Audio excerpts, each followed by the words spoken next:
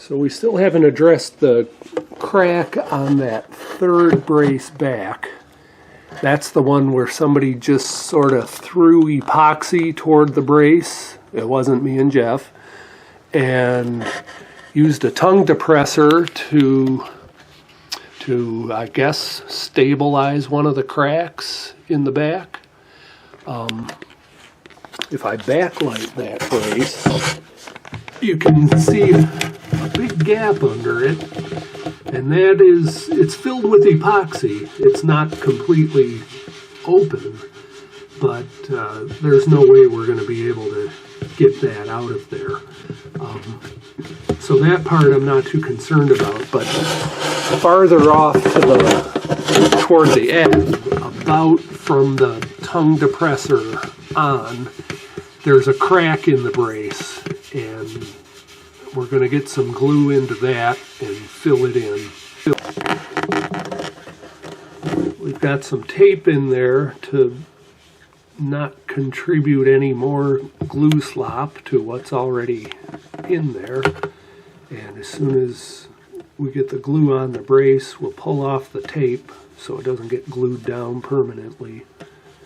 But the tape will prevent a lot of the spillage from getting the back of the guitar even worse.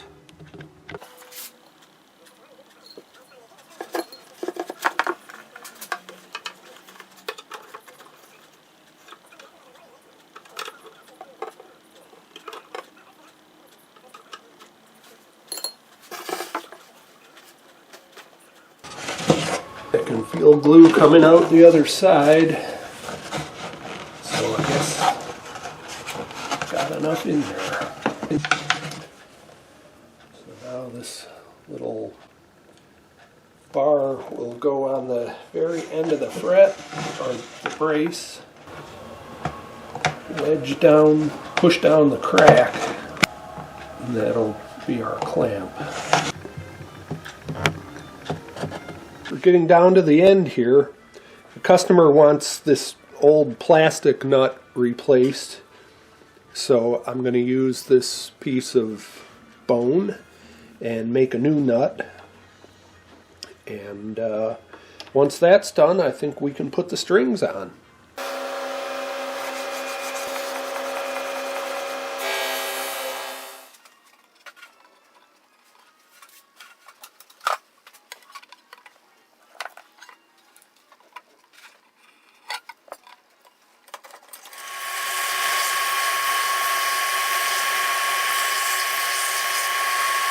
I was anticipating using the original nut slots to make the new nut slots, but when I put a ruler to it, I found that the spacing was pretty goofy. I mean, here it's 7 millimeters, here it's 7.5, there it's 7 1/4, to there it's 8, and here it's 7. So I'll just space it out with my my handy-dandy string spacing rule and start with new slots. So this will be what I use for the slotting template. This is graduated to account for the thicknesses of the different strings, so the spacing on the bass strings is a little farther apart than on the treble strings.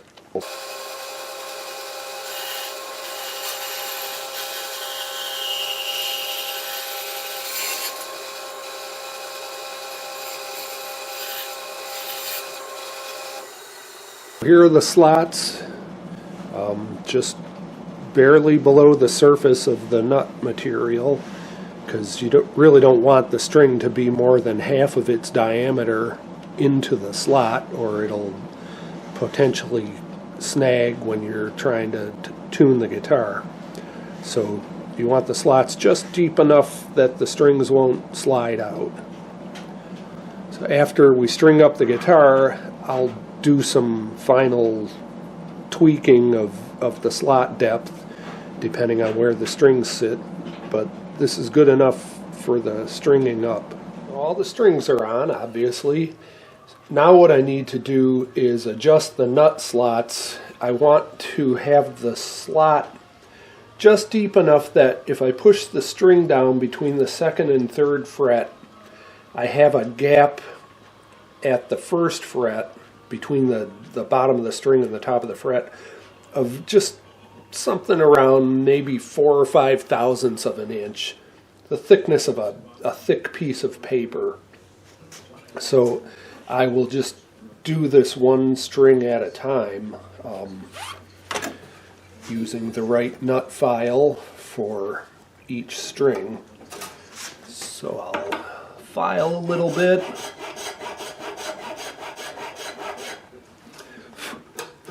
And then tighten it back up and check the thickness. And then loosen it and do a little more, then keep going.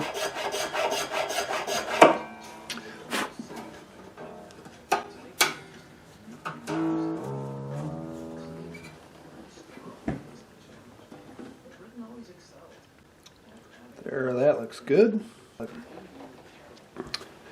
What I'm looking for is just that little amount of displacement of the string when I press down on it. So now I'll move on to the 5th string, do the same thing, and all the way down the nut. All of the string heights are adjusted at the nut. Got just a little bit more displacement on the bass string than the treble string, and it gets progressively closer as you move from bass to treble. So now I'll loosen the strings and take off the nut and give it a final polish and refine the shape ever so slightly, and then that part will be finished. Put a couple of little drops of glue on the neck where the nut is going to sit. Really doesn't take very much glue to hold it in place, and I try not to use any more than necessary because sometime in the future someone's going to want to take that nut off, and if you fill the spot with glue, it's just going to be that much more work to remove it.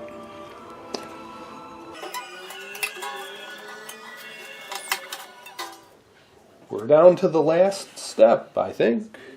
I had this pickguard made by Terrapin Guitars. They do custom pickguards, so it's pretty close to the original outline. You can just see a little bit of halo from where the original pickguard was, but that's what we're going to put on here. So there's a sticky film on the back, and then we've got these 2 pieces of tape to pivot the pickguard while we peel off the film, and then just flop it back down and it should go right to where it's supposed to go. With luck, here goes.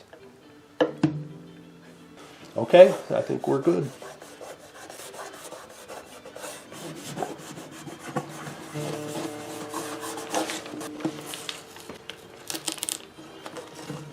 Peel off the protection. But not the lacquer. But not the lacquer, hopefully. That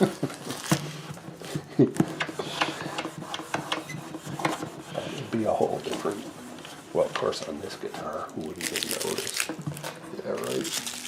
Wow, it's the shiniest part of the whole guitar. Beautiful. Here, let me use this waxed paper. That kind of... Yeah. There you go. Well, that looks All good. right. All right. Mission accomplished. Yep. Put the strings back on. Okay, there it is. All the braces are intact again, and we're done.